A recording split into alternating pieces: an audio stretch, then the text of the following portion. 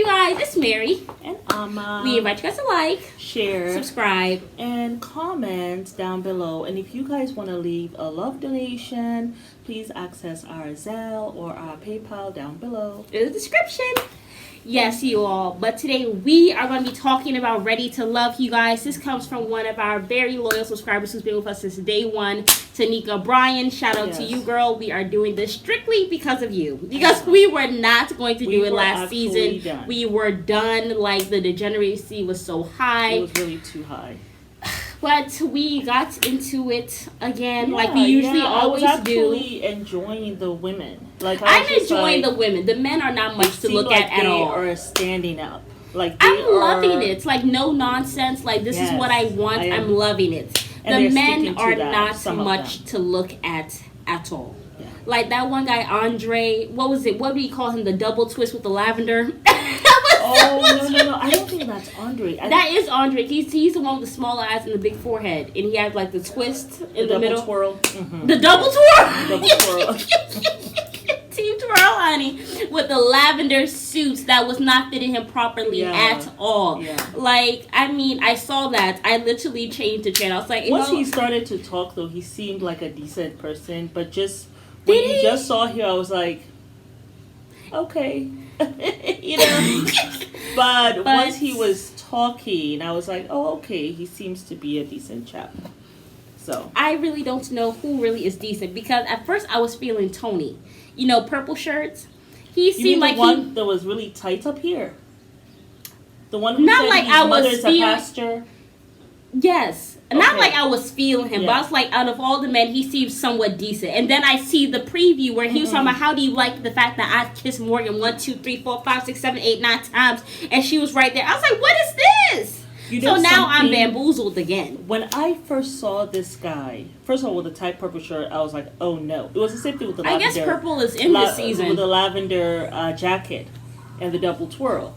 But then, when I saw him standing, he was standing, the way he was standing, like, just kind of like a player. You know what I'm saying? Yeah. He just seemed really up to no good. When Tommy came in, and they were all kind of standing together. Yeah. When Tommy first came in, I was just like, that man don't look as though he's up to anything serious at all. But then he starts to talk to Morgan, I think, the woman who said that people call her Pastor Morgan. Right. And she's very spiritual, all this stuff. And then he started talking about, oh, yeah, you know, I want someone who's going to go on this spiritual whatever with me. And I was like, oh, you know, and I thought to myself, well, his presentation with the too tight a shirt that I don't think he can even button this up right here. Yeah. You know, I was like, you know, the presentation, the way he was kind of standing. I don't even know how he was standing. But he looked like a player to me. Yeah. You know, and then he started to talk. I was like, oh, okay, well, okay. I mean, I'm still just watching him. Yeah. You know, but I was like, oh, wow, you know, he seems, you know, like someone, oh, he's for God, whatever. Yeah, but that's why I say impressions to be seen. Yeah. Because the way he was standing there, and so it did not really surprise me when he was talking like that about Pastor Morgan. How do you feel that I kissed her 5, 6 times? It did not surprise me because that was my initial gut feeling about this guy. My thing is, I usually go by my gut, you know, so. There just were a lot of red flags for me. I want to get into 2 things. Okay. One, I'm not saying godly people can't kiss. Mm-hmm. But 5, 6, 7, 8, 9 times, for what? For what? Like, what are we doing? Are we trying to get to know this man on a deep level? Or are we trying to get to know him physically, lustfully? Well, I have to wait to see, because she put her head down like this. I don't know. No, but she was looking right at him. Like, she was, like, trying to soak it all in. Like, she was getting a kick out of it. Well, and then she was also going for London. London, who is with a roommate. You're a grown-ass man, and you have a roommate. A red flag. I was totally with Corvée on that one, where she was like, listen, I have been living alone for a long time. You need to figure that shit out. And she's coming from the perspective, like, if I'm a woman and I have myself together, you as the man should definitely have yourself together double time over. And I totally agree. So, you know, I just did, she could have done it nicer, for sure. I didn't think it was her place to actually say that in that space. Well, I feel like someone else who's hearing her, it might put them off. because he has given you information, it's kind of up to you to, okay, I hear the information, you know what you're going to do, but all of that, I wouldn't want a man to do that to a woman in a public forum. Yeah. And especially a stranger, you don't know me, don't tell me to get my shit together. I might actually be, you never know. I may actually have all my money stuff together. Maybe I was in this whatever, but money has come. You just don't know. You don't know these people. So you giving advice in that way, I didn't care that much for it. Me personally, I like Rebea. I do. But I do think that her approach is a little bit, it's not the best approach. Yeah. I would say That's something you can say to your girlfriend when you're like, girl, that man came in and talked about how he... I'm totally okay with her stating what she wants. That's fine. Absolutely. But I feel like maybe she can maybe not address some stuff, or maybe she just keep it in the back of her mind. Like, yes, you have these standards. That's fine. Have your standards. But you don't have to go at it like that. I felt like, honestly, if it was me in that position, she says he has a roommate, and mentally in my head, I'm like, hell effing no. Yeah. But I will be nice and stuff like that. But I'm definitely not going to give you any vibes like I'm feeling you, because it's a no. And you can say, like, when she had made the comment, like, well, I have lived by myself all this time. Yeah. And I am looking for someone who is doing the same. That's fine to say. And you leave it at that. But the extra, you got to get that stuff together. Yeah, no. Well, I feel like she had already stated that when she said that she wants a man who's independent. So she didn't have to reinstate it. No. You see what I'm saying? Exactly. So, yeah. So, she had already said that, and that was okay. It's just like when she said, I am looking for, I want to have children. And, she said that. I loved how she said that. And then she left. Yes. That was fine. I thought it was fabulous. Yeah. But I do want to talk about Blake. This man who has 3 kids by 3 different points in his life. Red mother effing flag. I want to baby mama. Yes. That's what you mean. But that girl who sat down there, I don't know if she knows he had 3 kids by 3 different... No, not Mercedes. It was another girl, because remember when he was the one with the black too? No. He was talking to some of the girls. She was wearing pink. She had the weave or whatever. That was Natasha. Not Natasha. Not Natasha, okay. She was a dark-skinned girl. But she basically, I think she had asked him, how do you feel about sex before marriage? And he was like, I'm definitely not getting married if I don't try that out. And she's like, good, because I want to do that too. This is my issue with people. And this is coming from somebody who's 24. Okay? I strongly believe that sex is a distraction. Yeah. There are plenty of times. I feel like I said this last season. This is why I didn't want to... Anyway, but this is why I say, I honestly believe a lot of times women get with men, they fall head over heels in love with him, right? Yeah. And really, when you get out of that relationship after it does not work, you start to realize, oh my God, he really wasn't shit. Oh my God, like his weenie game was horrible. Yeah. You know what I'm saying? So all that let me try it out, I think, is BS. Because I feel like when you actually do love somebody and it's mutual, you both find the time to actually get to know each other physically. Exactly. And it's a beautiful experience because this person loves you. This person has made a connection with you. So this whole thing about how sex is so important, I just have to try that out. Yeah. Is sex more important, or is getting to know if the person could be a potential serial killer more important? Yeah. Like, you have to be able to get to know people on a deep level. Exactly. Not physically deep, but actually mentally, emotionally, and spiritually. So I just don't get why everybody's like, let me try that out. Yeah. Like, if you try it out, what's the point? With you 100%. It doesn't make sense. I was in an arranged marriage, so, and I can 100% attest to that when you're with someone who actually gives a damn about you guys are married, and you realize this is the only person you're going to be with for the rest of your life. Oh, you make that work. You make that work. You learn what pleases your partner, and they learn what pleases you. You know what I'm saying? For both of you to have this amazing, sex life. Yeah. But it is definitely a distraction.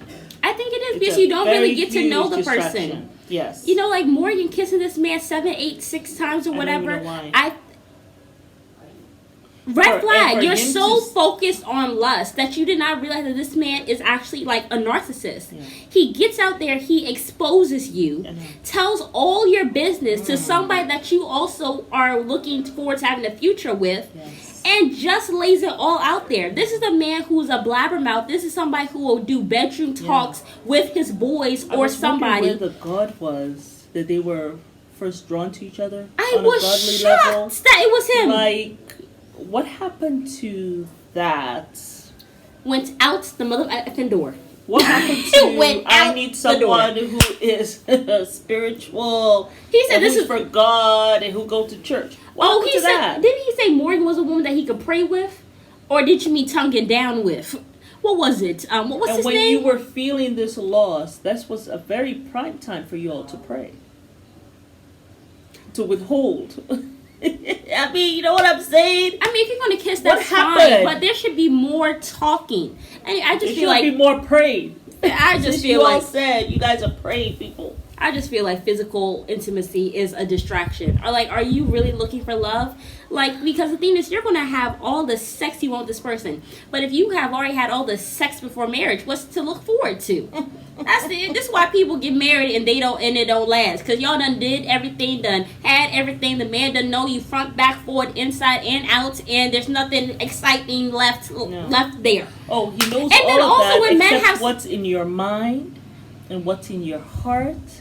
And he doesn't know you on a soul level. That's what's missing. Those three things. But he knows everything else that don't matter. And my thing is when you put up a boundary of, I'm not going to have sex. I feel like it forces a man to actually do the deep work to get to know you. Yeah. You know what I'm saying? Yeah. I just feel like if you let it all hang, if you just let it out, you know, like you leave it all out open, I mean, he's not going to value it. I don't know. I just feel like you need to value it. You could never, like, know how someone else is going to react.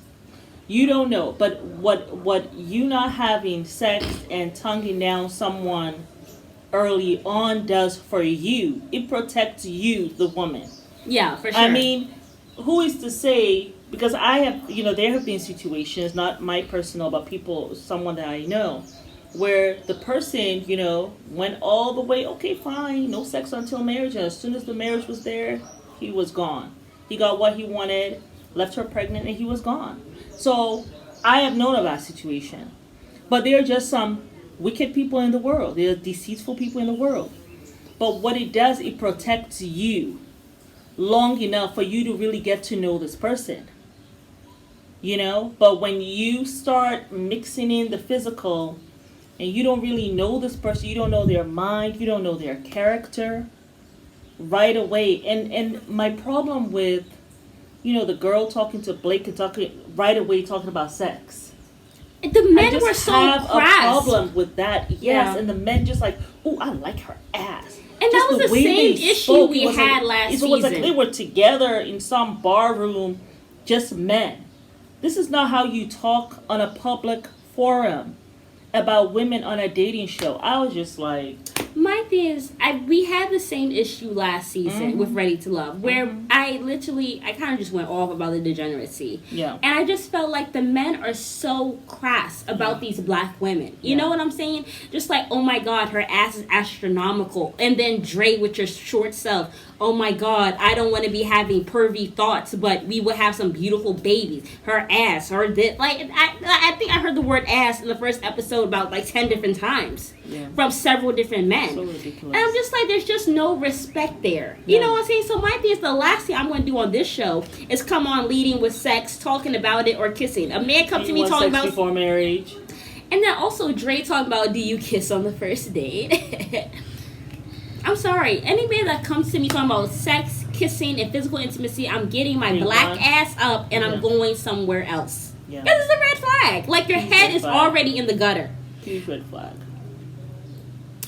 Anyway, but Blake, I knew Blake was not going to go home. I knew they were going to send Dre home. Yeah. I have no issue with short kings. They're not my cup of tea. Mm-hmm. But I just don't think that people were feeling Dre. No. Mainly because of the physical aspect, for sure. Mm-hmm. And just his personality. Yep. I think personality was huge because I feel like there are some short men that really exude a lot of confidence. I mean, Mark Anthony was one. Yeah. You know, who else?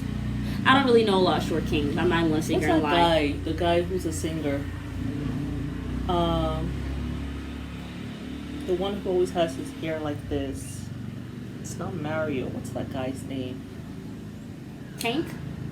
Oh, he's very slender.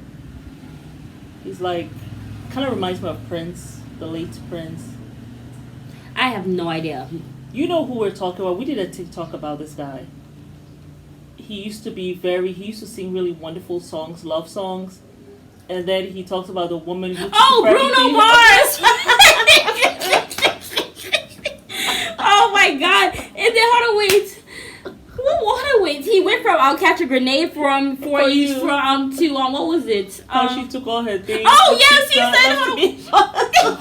he said I'll catch a grenade for you, and then he went to his recent song. He said, "This bitch got me. I'm paying her rent, paying her bills." I was like, what the hell? Diamonds on her neck, diamonds on her wrist. Here I am on a long horn. So what the hell happened to Bruno Mars? I know. We did a TikTok to say, Bruno, what happened? I was so shocked. I couldn't believe it was him when you showed me the song. I was like, what happened to Bruno? Like, literally that line of this chick got me paying her rent, paying her bills, diamonds on her neck, diamonons on the wrist. Here I am on a long horn. Like, that went viral on TikTok. I was like, I think whoa. because people were shocked that it was him. Because he said it was so much bass in his he was chest. So upset. Like the bass you didn't even know he had. He said it with all of that. Yeah. So, but get back to it. So I just thought, he's a short one that has this confidence as well. But I just don't think Dre is. I don't know. He just kind of gave me creepy vibes. He didn't seem serious. Yes, he did seem creepy.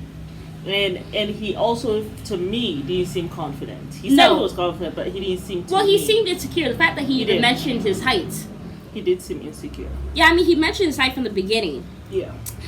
Blake, though, he went to Natasha. Also, I felt like Natasha or Z was going to go home, but I was hoping to God that it was Natasha that went home, because usually they kind of...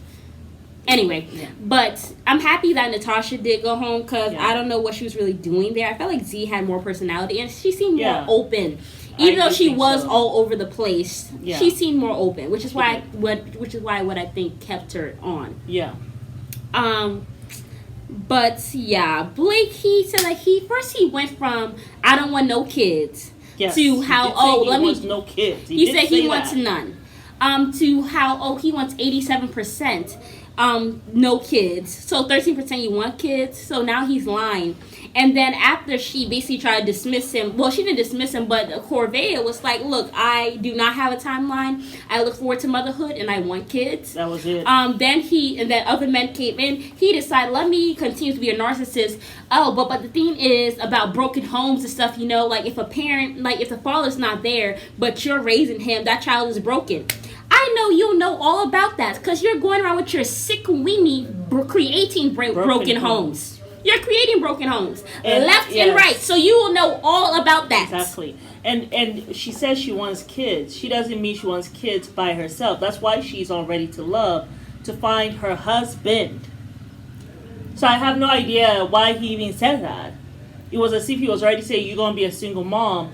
I guess you see that you are like a lot of these men leaving the women for no reason and making them single moms. Yes, it's the men that make women single mothers and have a child. If the man's weenie, like was it Melody always says, if your penis was in the household and not out in the street, then maybe there won't be single mothers and there'll be actual families. Exactly. If the man actually stayed his butt at home. But you who have 3 different children at 3 different points of your life, not creating no type of legacy. And he's 40. Exactly. You're not creating no type of legacy. Of course you'll have a broken child. Because he knows that he has a broken child. A 22-year-old. He has 3 broken children. He has 3 broken children. That he has contributed to their brokenness. Exactly. So when he said that, I just said, it's fool. He was upset that she said, like, this is where her stands. She gave what her standard is. He was mad about that.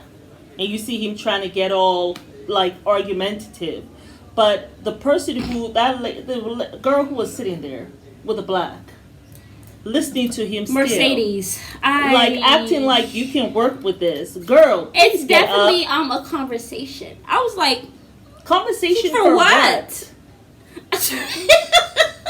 Those are like, the girls he is going to those are the girls he will get with his 87% to no. It's definitely a conversation. Yeah. No, it's not. It is an end of a conversation. And especially please do not come blink my way. Want kids, and it seems to me, Mercedes, that you actually do want children. Yeah, but I mean, even she was in the confessional that he actually wants to know. She even said the 13% is BS. Yeah. He doesn't want kids. So why are you there talking about it's a conversation? I don't know why you're wasting time sitting there. I would have been silent, and I actually would have gotten up quite swiftly. Yeah, but it was good to see the women asking, how many kids do you have? But they don't leave it at that. They ask how many mothers. I'm so happy that women are also asking, because the thing is, it's not a badge of honor. For the longest time, black men have been shaming black women for having children. Even if they had 3 children by the same man, they were shaming them. Yeah. For having kids. Yeah. But for having kids and not having a husband, being single mothers. Yes. I'm so happy to see women looking at the men and also asking that question. Not when he said, I have 3, you could see he looked a little... That's something... But it's not a badge of honor when you have 3 different kids. 3 different women, then it's like... But you can tell he has some shame. Because he said 3 different points in his life. He didn't say 3 baby mamas. He said 3 different points in my life. Yes. As if that makes it better. That your weenie was so raw that you got 3 different women pregnant at 3 different times. And it's not even by the same woman. I know. Like, you just look like... a 22-year-old, a 14-year-old, and a 9-year-old. My God. What the hell were you doing? I mean, it's not cute. It's not a badge of honor. If a man comes to me and he tells me he has 1 child, it's a no for me. If he comes to me and tells me that he has 10 baby mothers, it's also a no for me. Oh. Like, I don't want a man with kids at all. I don't. Yeah, I'm young, I'm ripe. What am I doing wasting my time on you for? That's what it is.